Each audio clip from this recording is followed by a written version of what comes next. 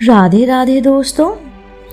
पिठौरी अमावस्या, जिसको पोलेला अमावस्या भी कहा जाता है, भाद्रपद महीने की अमावस्या पिठौरी अमावस्या के रूप में मनाई जाती है। इस दिन महिलाओं को अपनी संतान की लंबी आयु के लिए व्रत रखती हैं। ऐसी मान्यता है कि माँ दुर्गा की कृपा से संतान को न सिर्फ लंबी आयु मिलती है, बल्कि मृत संतान को भी नया जीवन दान मिल सकता है। पिठौरी अमावस्या के दिन आटे के 64 देवियों के पिंड बनाकर उनकी पूजा की जाती है। उत्तर भारत में ये पर्व पिठौरी अमावस्या, जबकि दक्षिण भारत में पोलाला अमावस्या के रूप में मनाया जाता है। इस दिन उत्तर भारत में माता दुर्गा की, जबकि दक्षिण भारत में माँ पोले रप्पा की पूजा की जाती है। पोले रप्पा को माँ दुर्गा का ही एक रूप माना जाता है। इसकी व्रत कथा चलिए सुनते हैं। बहुत पहले की बात है, एक परिवार में 7 भाई थे। सभी का विवाह हो चुका था। सबसे छोटे उनके बच्चे भी थे। परिवार की सलामती के लिए 7 भाइयों की पत्नी पिठौरी अमावस्या का व्रत रखना चाहती थी। लेकिन जब पहले साल बड़े भाई की पत्नी ने व्रत रखा तो उनके बेटे की मृत्यु हो गई। दूसरे साल भी एक बेटे की मृत्यु हो गई और 7वें साल भी ऐसा ही हुआ। तब बड़े भाई की पत्नी ने इस बार अपने मृत पुत्र का शव कहीं पर छुपा दिया। गांव की कुल देवी माँ पोलेरप्पा उस समय गांव के लोगों की रक्षा के लिए पहरा दे रही थी। उन्होंने जब इस दुखी माँ को देखा तो वजह जाननी चाहिए।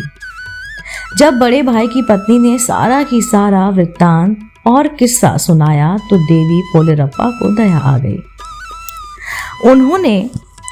उन्होंने इस दुखी माँ से कहा कि वह उन स्थानों पर हल्दी छिड़क दे जहां जहां उनके बेटे का अंतिम संस्कार हुआ है। माँ ने ऐसा ही किया। जब वह घर लौटी तो 7 पुत्र को जीवित देखा। उनकी खुशी का ठिकाना ना रहा। तभी से उस गांव की हर माँ अपने बच्चे की लंबी आयु की कामना के लिए पिठौरी अमावस्या का व्रत रखने लगे।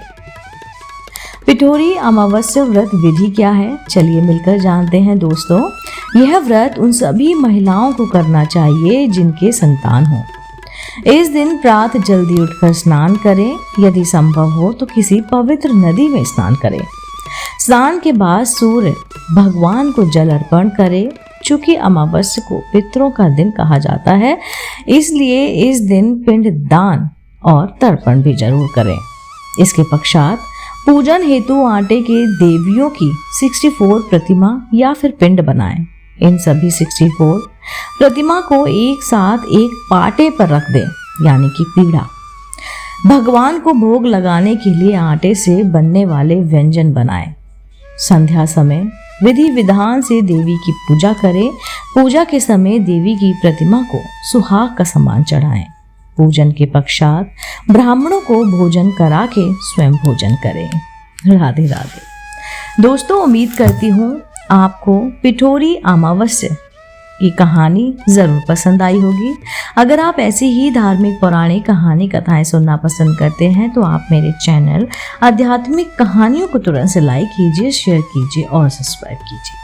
मैं आपको मिलती हूँ जल्दी ही इसी चैनल पर नई रोचक जानकारी और कहानी के साथ। आप देख रहे थे आपका अपना पसंदीदा YouTube चैनल आध्यात्मिक कहानियाँ।